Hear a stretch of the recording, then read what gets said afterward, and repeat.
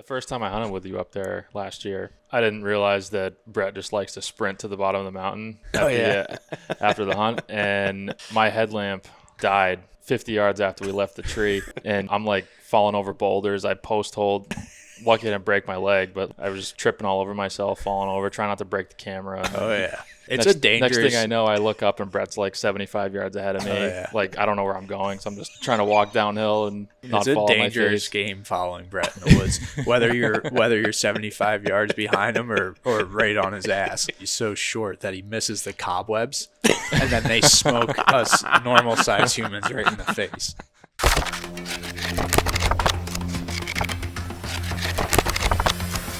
Welcome to the Just Hunt Podcast. All right, everybody. Welcome to the Just Hunt Podcast, episode 34. And it is officially October. Again, I feel like I might have said that in the last one, though. Did I have like this nervous tick of whenever you start talking, you have to do one of these. Yep. Every single time. I have a nervous tick, everybody. Jon Lewis is here, by the way, if you hadn't noticed. Well, because I adjusted a lot, because sometimes I drink. Sometimes I blow my nose. Sometimes I do things. So I want to make sure. Every once in a while, you do one of these. Yeah, 100%. I want to make sure it's in nice and tight like that. John's here. Jon and I just got out of the woods. I've hunted for a couple days. Mm-hmm. And I don't know. We're going to talk about some October hunting, I think, because it's I don't know. I think it's a great time of year, but you got to have like certain ingredients to have good October hunting, I feel like. Which we had the last couple days. Yeah, we had some ingredients. Yeah. But I think it's, from what I can see, the Big Woods is challenging in October. And I think it has to do with the two things in my mind that make it inherently challenging is low deer density and big ranges of deer. So what I mean by that is if you have 2 or 3 bucks, in a small area in October, you have a better chance of encountering one in daylight. Right. If their ranges are smaller, same deal. Maybe they have more limited bedding options, limited food, and everything's really defined. It can be awesome. It can be the best time of year to kill one. But when everything's kind of spread out and big, and you get a buck on this point of this mountain one day, and then up on this peak that's half a mile away the next, it makes it really difficult to narrow down where to hunt. It makes it almost impossible to find, like, how do you say this? To like actually pattern one. We're like, right, this deer is going to be here tonight type of thing. Not that I've had some close calls and have killed some bucks in October, but man, it's hard. It's a really hard time of year. Yeah. And this year's even more difficult given the fact that you're trying to kill one specific deer. Yeah. And that deer did show up a couple times this week, right? Yeah, 3 times. 3 times this week. What was twice on the same scrape. Yeah. And then one time in the middle. So that was like right at the end of legal. And the same scrape 2 nights in a row. It was like, that doesn't happen very often. And so we had them there on that cold front. It's historically a good scrape anyway. It's always really productive. It's a great place. So it's not like, and not only is it productive historically, that deer's been there in daylight last year during this time frame. So it's not like I'm just chasing a couple cell cam pictures. It's like there's a lot more that goes into it, and that just kind of confirmed that, like, yeah, it's time to go on this deer. And we hadn't had him in that area at all until, I guess, 4 days ago. So he just shifted into this pocket. So he wasn't, when you were getting velvet pictures of him, he wasn't up there. Okay. No, he was in a different area mostly. Yeah, he was not there at all, actually. He was, one of the velvet pictures was close. Not that close, but in the same ballpark, like, I don't know, half a mile or something like that. And then most of the rest were further. So he was there for sure for like a short period, and then of course we hunted him and don't see him, and then checked cameras tonight and he hasn't been there at least, well, it's probably almost 48 hours now. Right. Which it's, it's on a camera, so he could be right there. I'm just saying he hasn't been on the cameras, which that doesn't really mean much, honestly, this time of year either. So it's just, I've been trying to, I've killed really one buck in October in New Hampshire, in the Northeast, I would say. Yeah, one buck. It was October 3rd. Have we talked specifically about this deer you're trying to kill this year? And like Not really. Your history with him and what he's done in that time frame? Yeah, what he's done is what he did and what we hunted him on is basically hitting one of two scrapes that are about 100 yards apart. And he just lives up on this high ground, and he stays there for, I think most of the year, honestly. During the rut he leaves, and he'll move around a good bit, but, I know where he's at. And we weren't very far off where, I think he theoretically beds or could bed. I don't know exactly. I don't think he has a specific bed he lays in, right? Yeah. Maybe he has a couple or 10. I don't know. It's tough to say. There's so many options for bedding. That's what the whole plan was when I saw him I guess the backstory on this deer, he's a 5-year-old as far as I can tell. That's my guess. And he blew up this year from 4 to 5, grew 30 plus inches. Yeah. Big time. That's a huge jump. Huge jump. So I was like, all right, I'm going to hunt him. And it's I like to try to hunt deer older than 5, but when they make that big of a jump, you just don't know if they're going to have the same conditions to grow that big again the next year. And he's big enough that I don't, either way, he's a 5-year-old and he's really big. So I'm going to hunt him. And then also, it sometimes takes, like we were talking earlier, it could take 4 years to kill this deer. Yeah. So you might as well start now because he might not get killed. He might die of old age or whatever. So I kind of try to start to hunt them when they're 5 loosely. It's and then when they're 6, it's really go after him hard. But he's big and 5, and I'm just gonna go after him hard now. So anyway, my whole plan is that when he shifted back to his fall core area, I was gonna start hunting him right away. That's what I'd said, and I just based on the last 2 years. I knew that when it knew. I assumed or predicted based on, it's not like anything I did special, but he's shifted back in this area late September, early October. And so that was the plan. And I figured late September I'd have an opportunity at him. And of course he shifted and I didn't wait very long at all. I was like, let's actually, after the first time he showed back up, I was like, all right, time to go. We had a cold front. It was one picture and I was like, I'm going to hunt him now. He's back. And then the next night he was there again. I didn't get there that night, and I was like, he's really back. Right. I need to go. And then we got him again on a different scrape, the next night, middle of the night, but just to show that he's really in that area. So that's been the plan. So I like to try to hunt these fronts in October, and it's the integral part of hunting October is trying to hunt cold fronts, high pressure systems, cold fronts. I think that's across the board, no matter where you're at.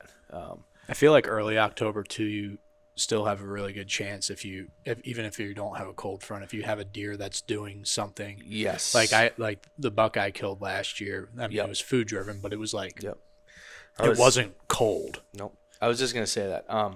I do think from really when your season opens through the first week in October, you do have an opportunity potentially without a cold front to kill them on food.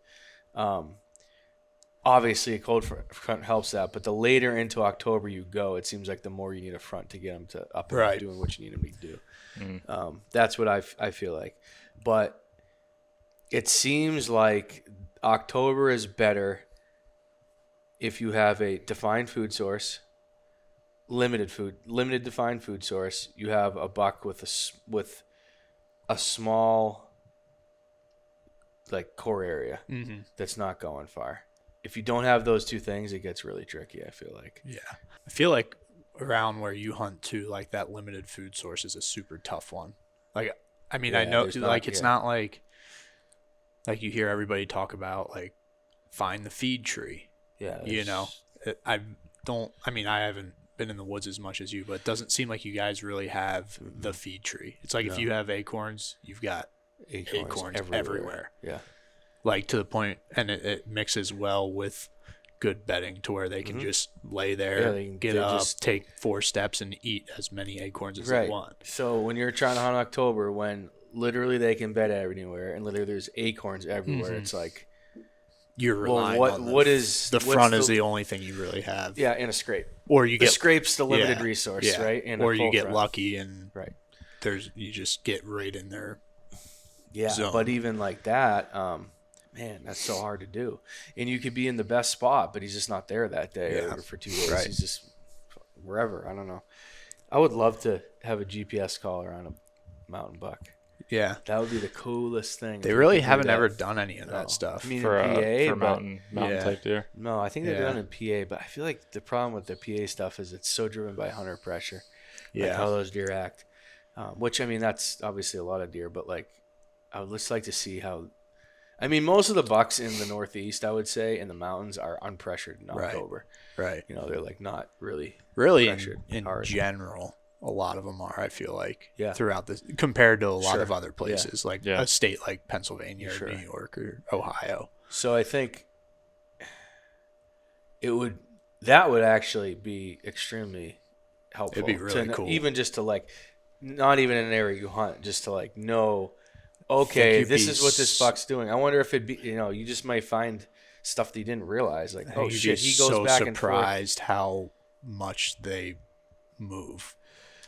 That's Or what do I you- guess, but who maybe you'd be surprised at how much little they they don't move, yeah, and they're just dodging you because it's, you know, just because you're on the right point on a mountain, like that's point is still could be We should do that. 500 yards. Yeah, let's do that. So I think that's kind of what we're up against. And the other thing that makes it really difficult, that time frame, early October, in moose country is the moose. The meese. They're brutal.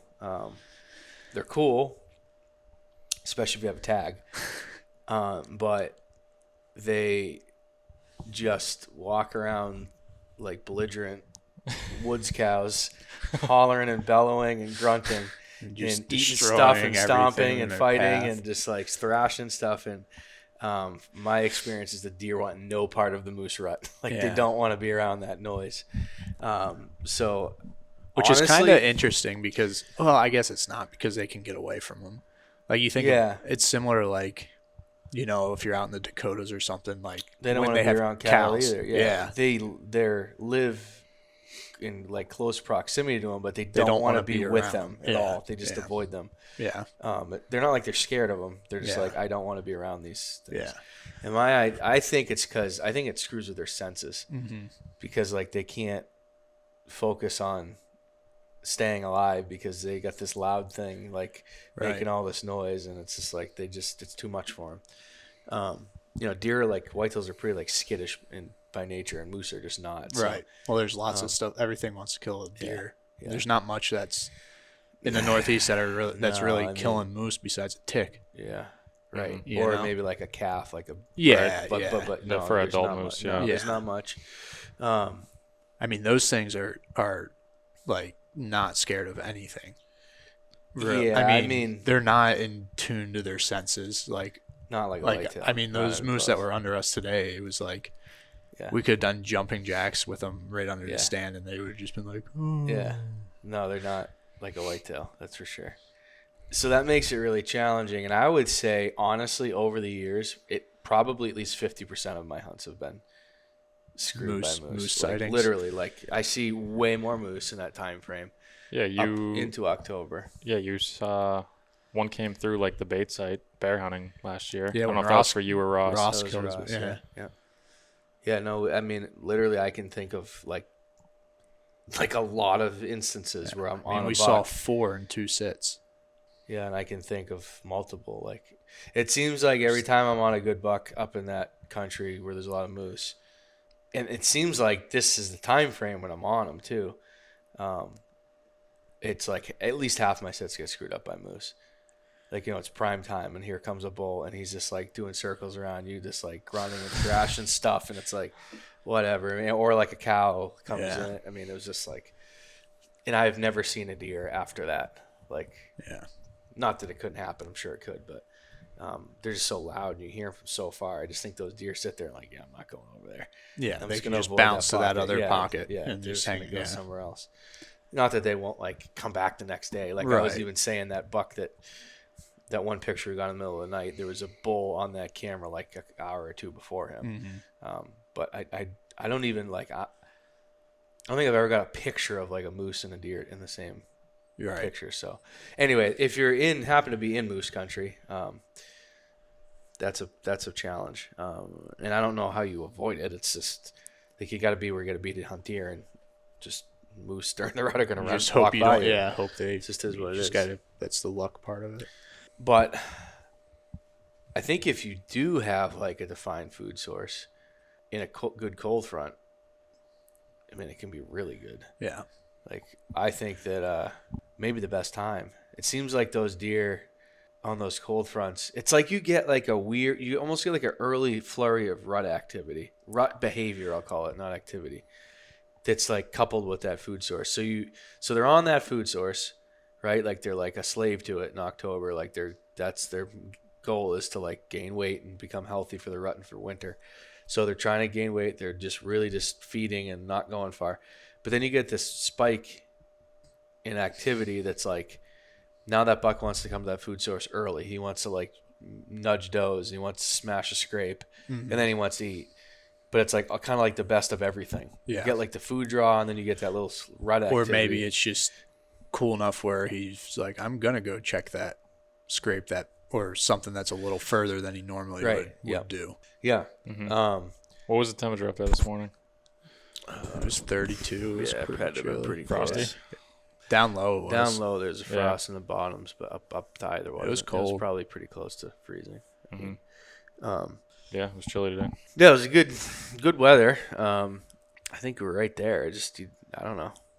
Who knows what could happen? But I guess to put it in perspective, like how hard this is, that buck I killed on October 3rd, that was what year would that have been?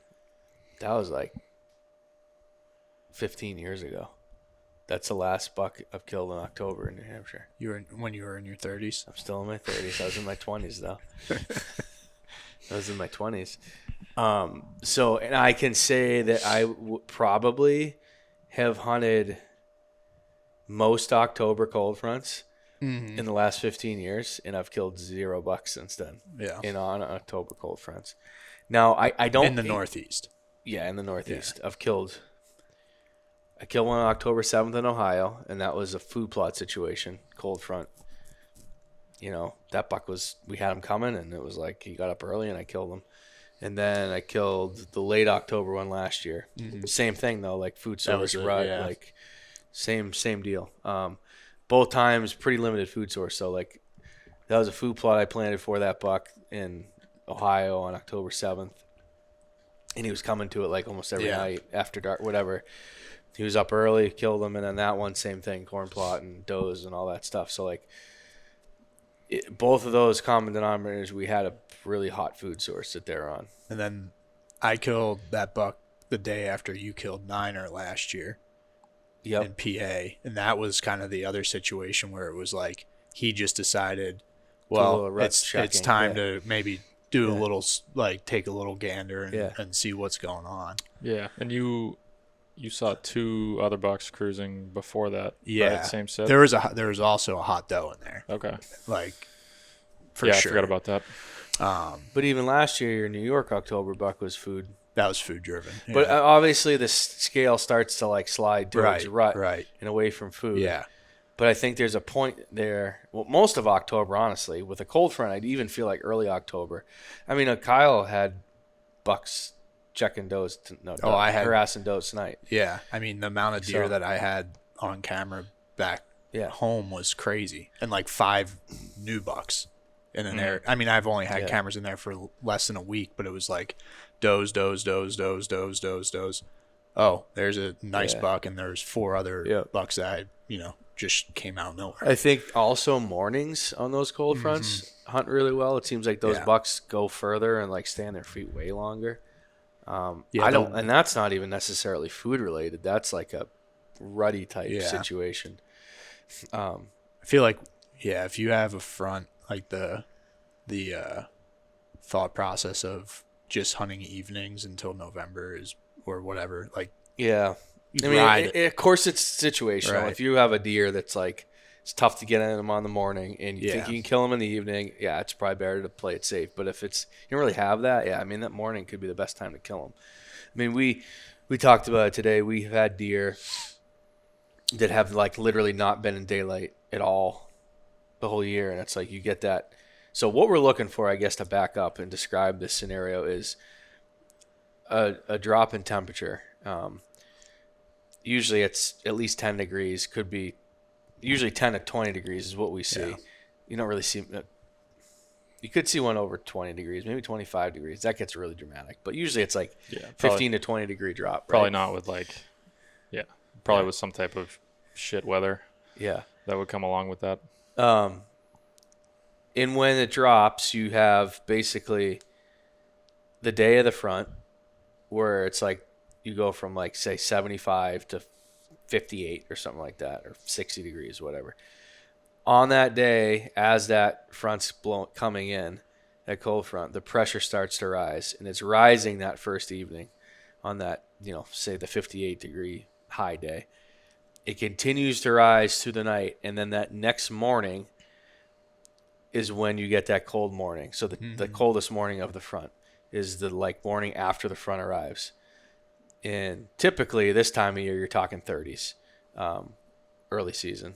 But at least, yeah, I would say generally you're going to get down in the 30s. And you have this pressure peak that coincides with that low temperature in the morning. And it seems like that is the trigger early season to get deer on their feet and moving like throughout the morning. So you get, like I said, have a buck you've only had at night, and all of a sudden he's like checking the scrape at like 8:45. Yeah, it's like, what the heck? Like, all the pictures crap I got of bucks today were at between 10:30 and 11:30 in the morning. Yeah, that's interesting. I was gonna ask you here what you had out of all your cameras, what you've been noticing for activity. I honestly, the only activity that I've had has been nighttime, except for the buck we hunted. We had him like 5 minutes after legal, and we had him with 3 minutes of legal left. This was a few days back, not on a cold front. And I honestly, I don't think I even had a buck hit other than him. Yeah, you said he was the only. He's the only buck I had. Like I'm not even getting pictures of like maybe some does. I did have some does up today, checking scrapes, like just doing whatever. But like no, I didn't. This front was not great. But I'll preface that by saying I haven't had anything before that either. Right. So there was no expectation this front would be great. Yeah. I just hoped it would be great for this one deer that we knew was in a pocket. At least at some point he was. Right. So that was, and that could have been, and sometimes that's all it is. It's like you get that one deer, like that's nothing else is going on, but he's there. And oftentimes in the mountains, you'll have one buck that's on him. There's like no other deer. He's just by himself doing his own thing. And if you can find that, like you kill him, and you don't have to have pictures of a bunch of deer and a bunch of activity. But it seemed like even on my farms in New York this morning, I had a new big buck show up out of nowhere. And that was like, I think like 8:30 or something. One you haven't seen before? Yep. That was at 7:48. So, well after light. Just like, whoa, that's a good one. Yeah. So they can be really good, and I think they're definitely worth hunting. Where to hunt them is, man, I'd say on a scrape if you can, or if in a food source, scrape on a food source in the evening, and then probably like a scrape close to bedding, in the morning. And that could be the same one. It could be the same, like we hunted the same scrape.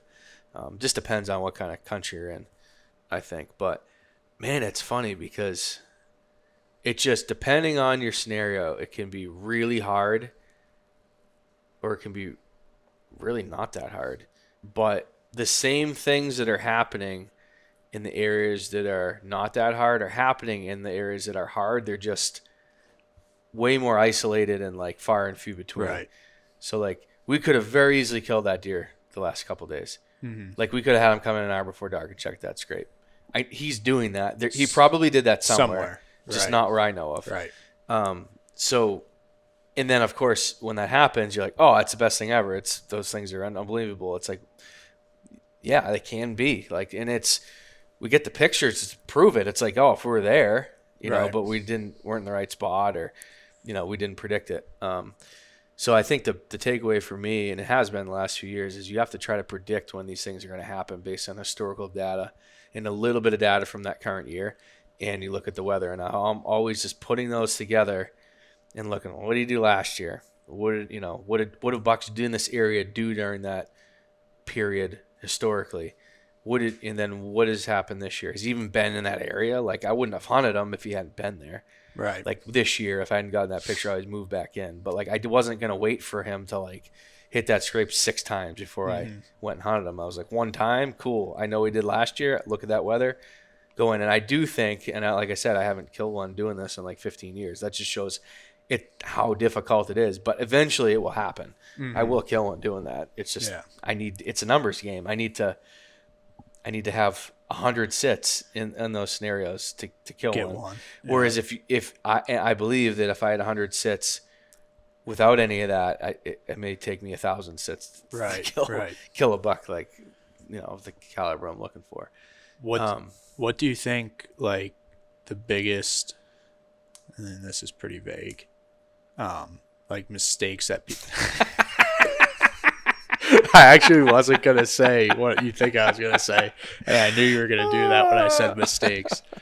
What do you think the biggest what's the worst thing you've ever done here? No. What do you think the biggest mistakes people make during October hunting wise that hurts them for the season? Well, for sure, it's a little bit harder in like big country, big timber, big woods, mountains.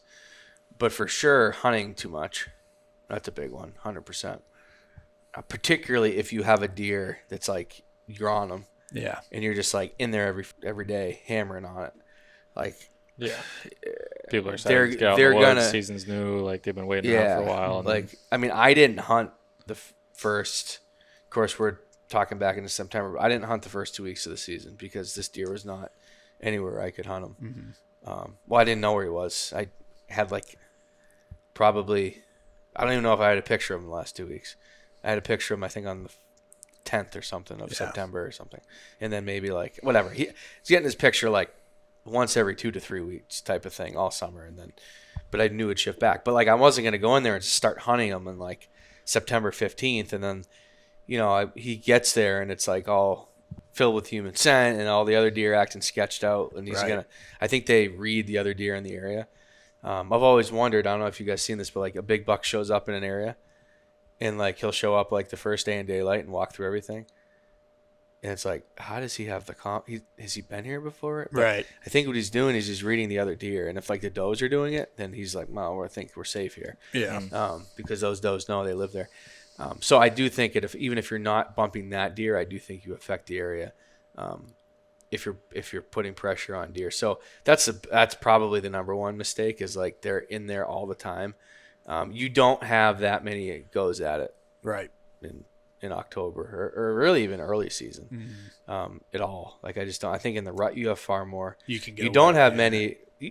To be honest, like across the board, other than November, you don't have many goes. You don't have many plays. Right. Like you have a couple opportunities. Yeah, because in November you can booger it up and shoot a buck that's 2.5 miles away. Right. And that's true for September and October and then late season as well. So I think that's probably the number one mistake people make in general, but it's particularly important, you know, that time of year. The other one's probably just not getting close enough to bedding.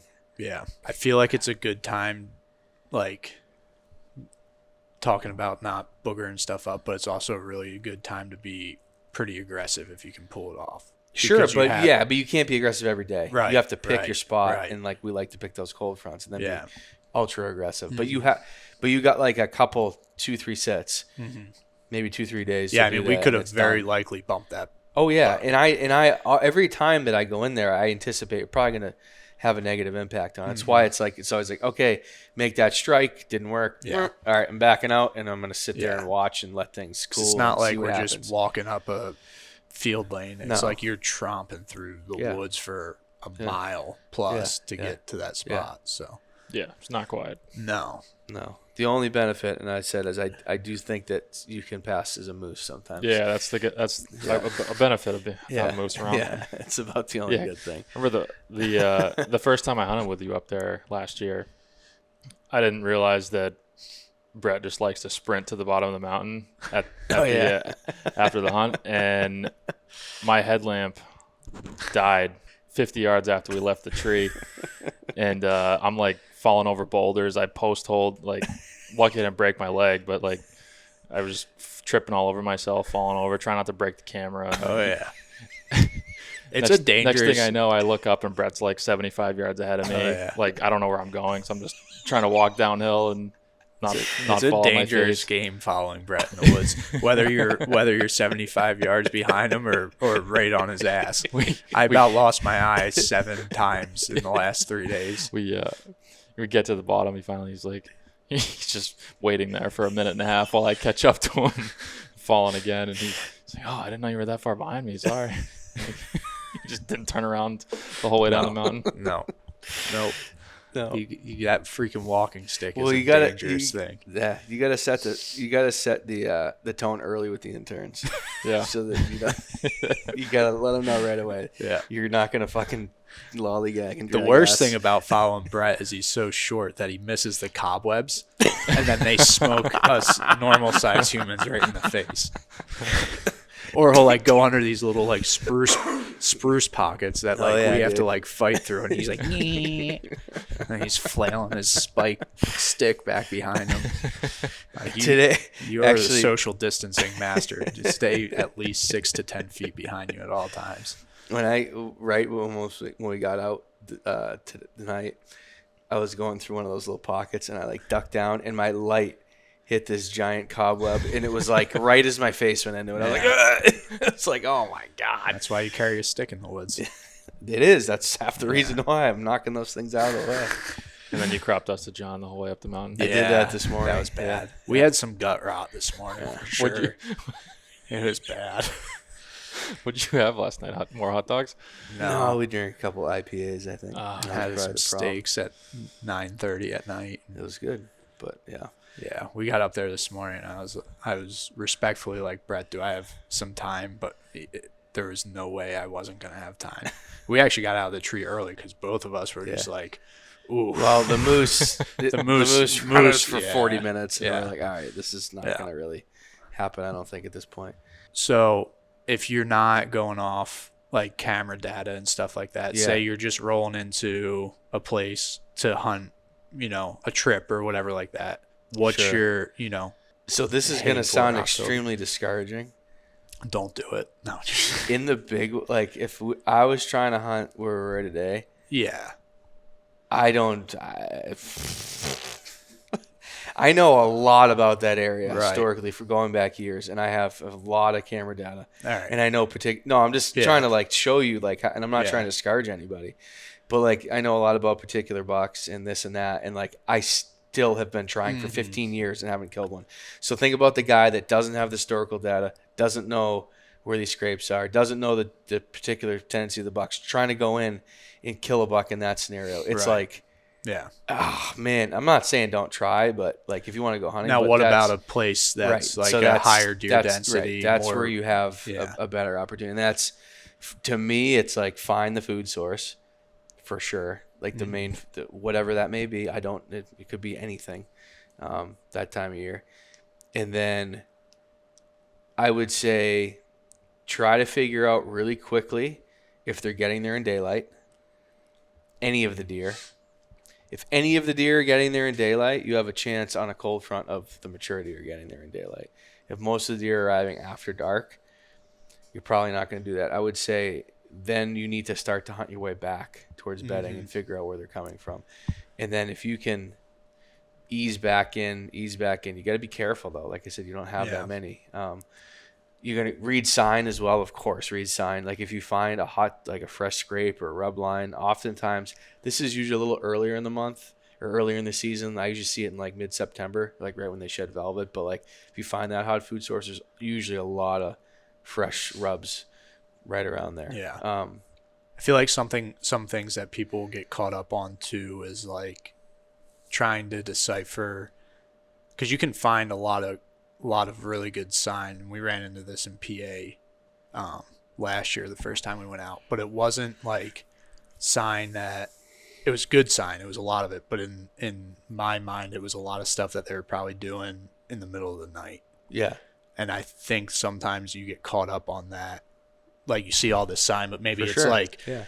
when you look at it in the grand scheme of things, it's this oak flat, and you're looking and there's nowhere really that you would expect a mature buck to be bedding. And then you sit and you're like, I'm not seeing any deer. Yeah. Because probably most time they're in there in the middle of the night. Well, and that's like you could spend your first sit and Right. be like, okay, they're not here. Right. If you're on the right food source in a relatively moderate to high deer density area, you're gonna see a deer. You should probably see some deer, yeah. If you're in the right spot, like Right. you're gonna see some deer, unless it's just like 90 degree, Right. it's just terrible conditions. So that's why I say find the food source and see if they're getting there in daylight. That's like number 1 and 2. And then if they are, okay, that's good. And you can kind of observe. If you're seeing buck sign, but you're not seeing bucks, well, they're probably getting there later. Mm-hmm. Then you got to try to figure out where they're coming from and maybe bridge that gap, maybe hunt like a staging type area, and get closer and closer to bedding. Or you theorize where they're coming from and then wait for your best weather day and then move in there then, because you're not going to be able to move in on them like and hunt it like 5 days in a row and not affect it. It's just not gonna. I do think like your best opportunities in early season and late season are like your first and maybe second sit for sure. During November, I don't think that's true, but that time of year, I think it is big time. Yeah, I would say if you're gonna target, man, it's really difficult in big woods, mountains, low deer density areas this time of year. But it's not like the opportunities aren't there. They are. They're just, it's tough to get it all right and put it together. I'm not saying like, oh, they're just so nocturnal they don't move. That's not true. Like that, they're not. It's just there's so much land and they're gonna go 200 yards in daylight maybe.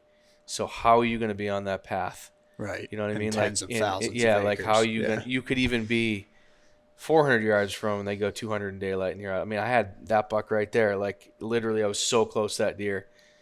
I was right in his pocket. Like I was right there. And this is, I say I've done it for 15 years and I've never killed one. I've been close multiple times. Like, but and that was like, you did everything right, but it still was just, it wasn't quite enough. It's like, it's really difficult. That buck you killed October 3rd, you said? Yeah. Was that your first sit in there? Or was it? It was like my second or third maybe in there. But I spaced it out. It was I hunted so it wasn't like back to back. No, I hunted like two nights and then it was like 4 or 5 days later I went back in there. It was like some better weather. I think I was waiting for the right wind or something like that. So it was like the third sit or I think. Speaking of wind, this is a great thing that we talked about. Yeah.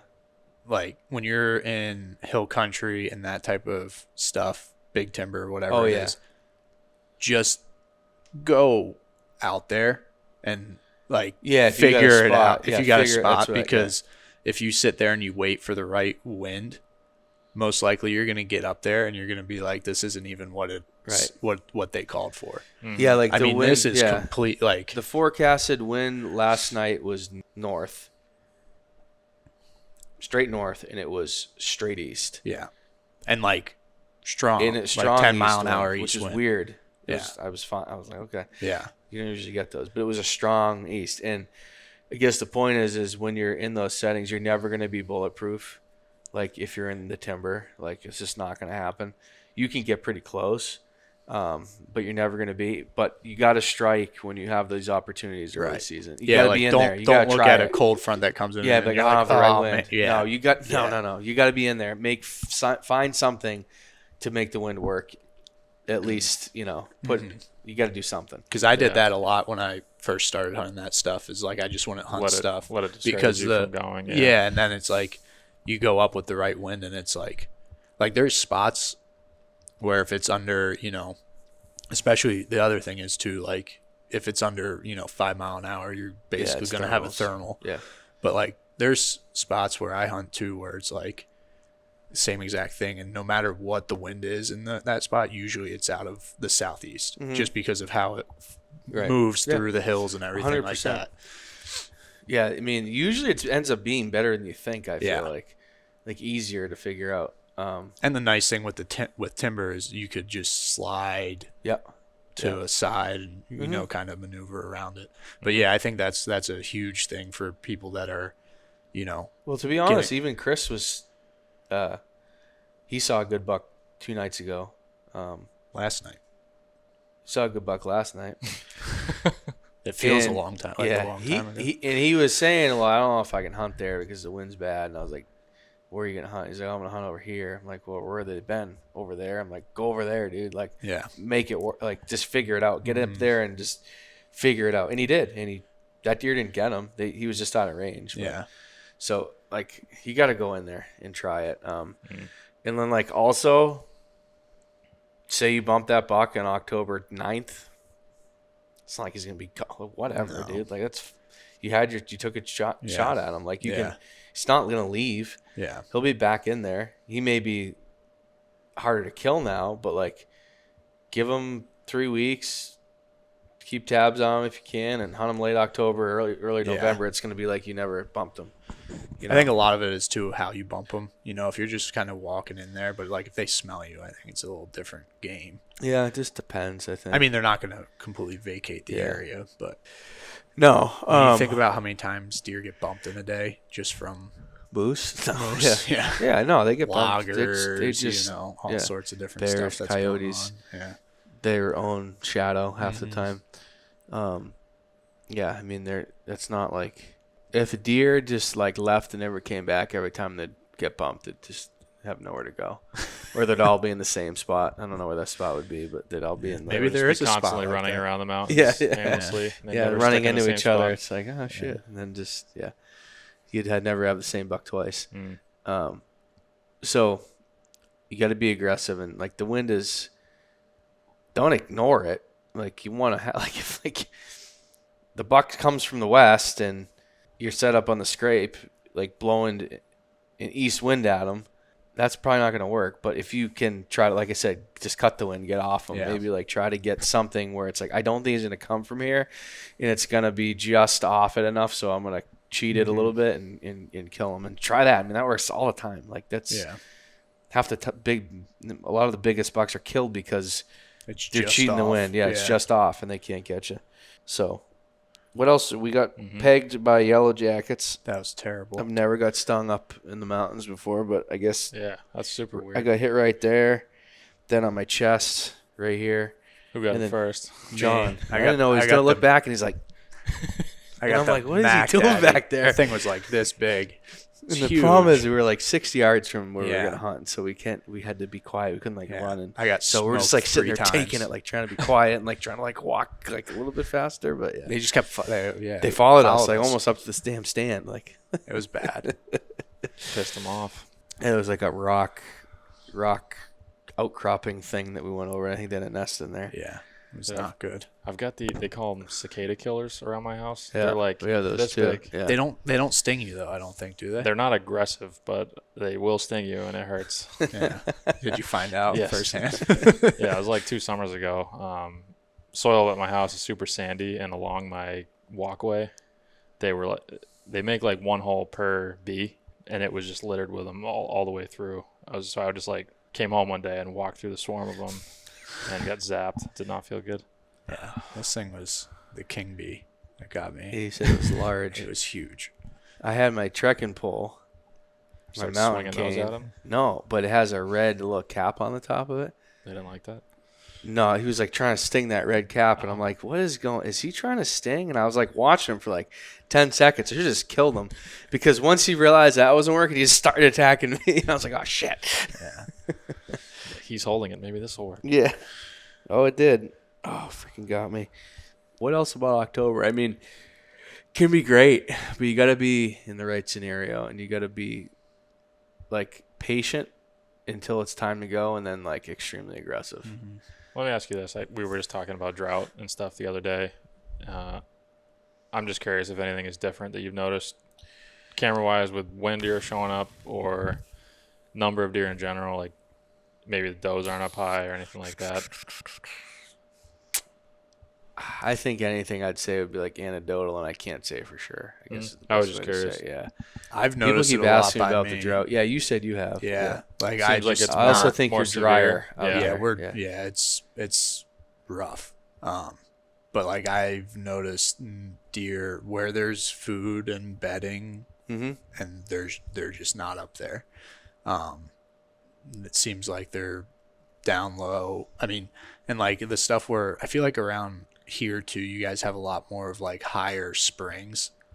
It seems like we found a badass little pocket like today, by me, like a little it's water like hole. if it's dry up there, like there's just not Yeah. water, and all the browse is like dry. Like they're not getting moisture from browse or anything like that. And like I could imagine, like even if there's acorns up there, I don't really want to be going up to the top of the mountain to eat acorns and having to go all the way back down to get water. So like I hung a bunch of cameras low where it's just always moist. And like another thing is when it is dry like that, this spot, the reason I went in there was because it was a north facing slope, so I knew it was probably going to have more moisture, and dropped kind of down into a bottom that's like got a creek bottom and stuff, and it's wet, like significantly wet down there, and there's a pile of deer in there. And they're just not in the other spots that I have that I've hung cameras up higher. So we have a fair amount of cameras down in a couple different swamps, and I'm not really seeing any noticeable increase down there versus up there. But I mean, also, like I said, I think that particular area has got enough rain. Yeah. Seems like the mountains get more precip than you'd think. Yeah. For whatever reason.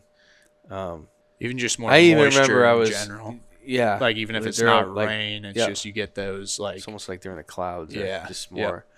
Yeah, more. And even I was telling you earlier, I got stuck in a storm that was like only up high because I went down, like when I got out of there that day, there was like nothing. Yeah. But it must have rained an inch in like 20 minutes. It was the craziest thing. Like, so I don't think it's been that, it seems like maybe it's not as dry as you'd think up high in some areas, at least where I'm at. But if you are in that dry stuff, it's definitely, and if it stays like that, especially during the rut, like water could be a huge, like creek bottoms and stuff could be a huge, or if you huge could play. find something up, man, if you could imagine like that spot we found today. Yeah. If that Which was, I just think there is some moisture up there in general, so I don't think it's, I mean, I bet they're using it right now because it is dry in general, but I don't know if it's like a huge draw. But if it was and you found like a little spring or a little water hole up high, like it could be, I mean, it's just like an elk wallow up in the mountains, right? Yeah. Yeah. Or a watering hole, they're going to crush it when it's limited. I think they prefer to stay up there, so if they can get what they need, then they're going to be there. Yeah. So it could be really good. I'm just looking ahead at the forecast, the 10-day. There's a good one coming. Like a week from now. Yep. Another one coming. Yeah, down in the 30s and high of 57. It's pretty good. Yeah, I think I even saw low into the 20s. Day after. Remember that was you. Yeah, I know Oh, back. you probably looked for up there. Yeah. Yeah, and It was supposed to get down to like 29 or something like that. yeah, day or two after some rain. So Yeah, it's going from like 80 to 60 That's to 55, and the lows are in the high 20s. So you got a 20-degree drop and then a 7-degree drop. Yeah. But there's that drop's coming with rain. on the front end of it. Yeah. I would say when that rain quits, which I can't really tell how much it's going to be, but that would be, there we go. Yeah, like you see that right there, like that. I don't know what time it's going to quit. 3 p.m. That could be really good that afternoon when it quits. This would be decent too. That's the morning right there.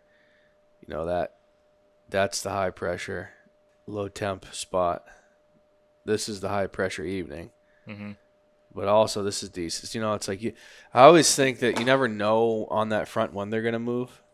Like it could be on the front end, it could be during, it could be usually like the last day you'll get like some southerly winds. and it starts like it's cold or cool still. It's calm, and you get that south wind. Sometimes like that was tonight for us. Sometimes they move best on the third day or the last day of the front. Sometimes they move good just in front of the front, or like you don't know. So I always say, if you can, hunt them all. Right. Take those if you have the good opportunity. Hunt those 2 or 3 days. And string them together. And I always like to include that one morning where the temp bottoms out and the pressure peaks in that, because I do think the evenings are better this time of year in general. Like all else being equal. But that one day that the temp drops and the pressure peaks, that is almost better than any one single evening. Yeah. At least I know from what I saw on cameras, like this morning was the morning. Yeah. Oh, yeah. For movement. 100%. And it was, too. I got more activity on my cameras than I usually do, but it still just wasn't very much at all. Like, wasn't the right one. Even coyotes. I had, like, bobcats, coyotes, like crazy, moose, some like does mostly, bears even this morning. Like it was just like a lot of animals were up moving this morning. So like I said, October's about like fruit sources, a cold front, and hopefully like a good scrape that can really help you. Those are my 3 keys to October. There you go. You picked the giveaway winner yet? So the giveaway is done. We'll pick the winner on Monday. Okay. Are you gonna ask me about the biggest mistake I've ever made hunting? Yeah, give me a good mistake story, or 2 or 3. I feel like that's the question you always ask me.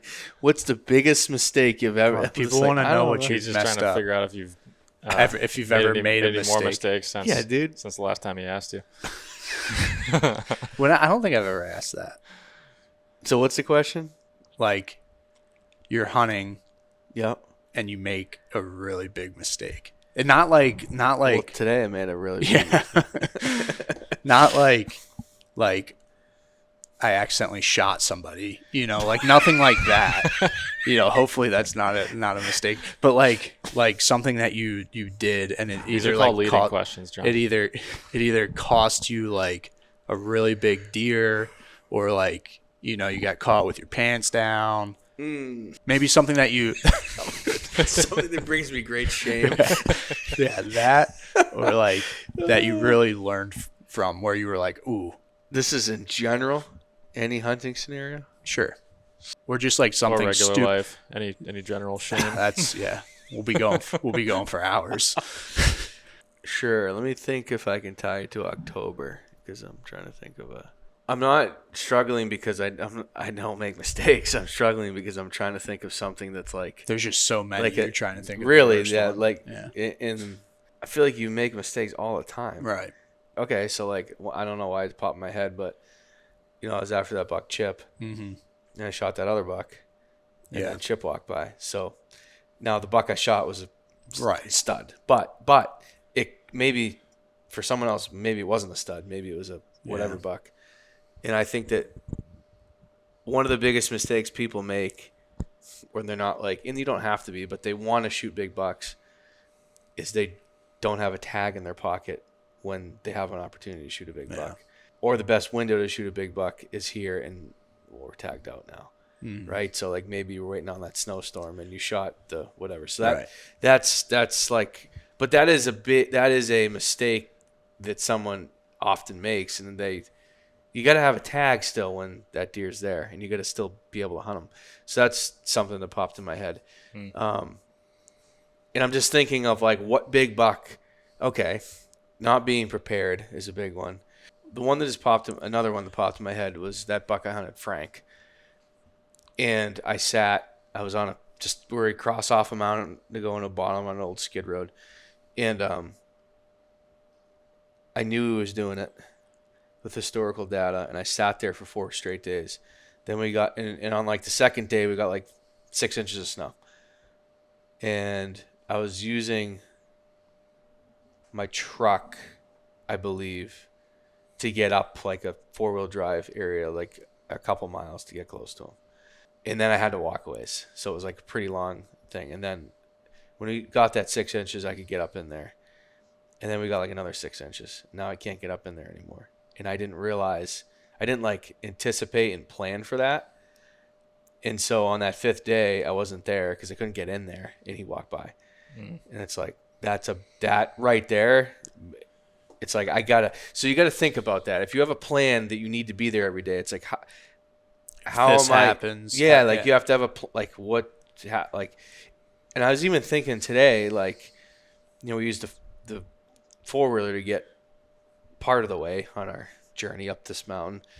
And part of the reason I tried to get closer with the truck today is because I wanted to minimize the time that the 4-wheeler could potentially have an issue. And then now we can't get there. Right. 4-wheeler broke down. We have to walk an extra mile. We're not going to get there in time. In the morning, if you have to walk an extra mile, you're going to get in there 40 minutes after light. You know what I mean? Right. So I'm trying to minimize those mistakes, or not mistakes, but the things that can go wrong and prevent you from being there. The things that are in your control that you can prepare for. When you can be there. I know these are probably not the type of things that you had in mind when you're asking what kind of mistakes I made. I understand that, but like I'm trying to think of like that's helpful to people. But like these are things, because really like the hunting like strategy and like, I should have I didn't realize the thermals were gonna pull me down. Like that stuff is just stuff that you learn and is part of hunting. I wouldn't call them necessarily like if a deer busts you because you got downwind. It's like that's not a mistake you made. Right. Like that's hunting. That happens. Yeah. You just try to do your best to get better at setting up. Like, you miss a buck. That same thing. Like it's just not a mistake. It's not a mistake. It just happens a lot. You sometimes. try. So I mean, those are big ones. Okay, so another mistake. This is actually strategy related, is relying too heavily on historical data. And I've talked about this before. And this is a big one I've made, and I sometimes continually make it, partially because I just don't have the time to scout in season like I used to. But I rely a lot on historical data to make my decisions on where to hunt. And if you totally rely on historical data and you just ignore what's going on in real time, you can really screw yourself. And I did that like in a big way in 22. In a when big way. Chip? Yeah, in a big way. Like I just completely ignored everything that was going on and just hunted purely on historical data. And didn't even, I don't think I was really, I was kind of in the game, but like it was kind of a long shot with my strategy. And I just didn't adapt to like what's going on. So like historical data is great, but you got to read sign and read the current situation. And you got to blend them together. And I think that's the biggest takeaway. That's one of the biggest things I learned that year is like, hey, you can't ignore what's going on right in front of you because you're tied to some idea or some plan you had. You want it to be like that. And you've been thinking about it for 11 months. Like, next November, I know it. It's like, well, that's not the case right now. So that is a very big one, I think. And then also on the flip side, you can't chase your damn tail. Like chasing trail camera pictures. That's what I was going to say. Like, I did that, I think, that same year. Okay. Yeah. Like just chased. And it was just like, I've learned. It wasn't even like I didn't have fun either when I was stressful. doing that. I was just like mad. Freaking stressful. Yeah. Dude. Yeah. No, I don't. That's a big mistake, chasing trail camera pictures. Yeah, and that one year I did it, and it's something I think about every year now. Like I'm not doing that. No, I that's a big one. I think that how you use trail cameras is kind of like how I described. I used them this last couple of days. Is I had all that historical data on this deer that I'm using to predict what he's going to do, and then I have that picture that says, okay, like this started. plan isn't completely effed. Yeah. Like it's everything's on track. Okay, go. Like I don't like we got his picture down off in a different area. I'm not going to be like, oh, he's over there today. I'm going to go. Maybe he moved over there. I'm going to go hunt over there because I could hunt over there. Like I have a stand on that scrape he hit as well. Well, sticks I think in a tree on that scrape. But I'm not going to no, we're going to stay here. This is the plan. Like he hit no, we're not going to go crazy and chase our tails. And then also just not ignoring current data because you're stuck on historical data, that historical data can be so powerful that it's almost like, oh, this is my plan. I'm just going to rely 100% on it. Then not do anything else. But you need both. You really do need both. In some years, the historical data is going to bail you out, and in some years, the real-time data is going to be the important one. And most of the time, it's probably going to be a combination of both. So, yeah, I think those are, I guess, the main mistakes would be prepared to be where you need to be when you need to be there. Because if you're not there and you need to be there, it's not going to happen. Have a tag in your pocket for the deer that you want to kill, and then don't chase trail camera pictures, but also don't just blindly rely on historical data. To finally answer that question for What about in life? I'm just joking. Biggest mistake. Doing a podcast at 10:30. Yeah, right. Biggest mistake. Oh, you don't actually have to answer it. I was just. Now I'm thinking about it. I think it's probably trusting a fart after you eat a bunch of lobsters. That's a pretty big mistake. That's a greasy lobster fart right there. All right. Well, how long was that one? An hour? Mm-hmm. Cool. I think that's good for tonight. Unless you got anything else you want to talk about. No, got any questions, Matt? Nope. Do you have anything to add? Nothing. No. Nothing. No. Next week we're gonna have Jason Ellsworth on. A little bit of different podcast. Talk about some food. And by that time it'll be a cold front again. So hopefully everybody gets out there and hunts that cold front and has better luck than I do on October cold fronts. I think I might head to PA. Yeah. Me and Kyle might go out there. Maybe I'll go out to the farm and say, screw this New Hampshire mountain stuff for this October. Probably not, though. All right, cool. Thanks for watching. We'll see you on the next one.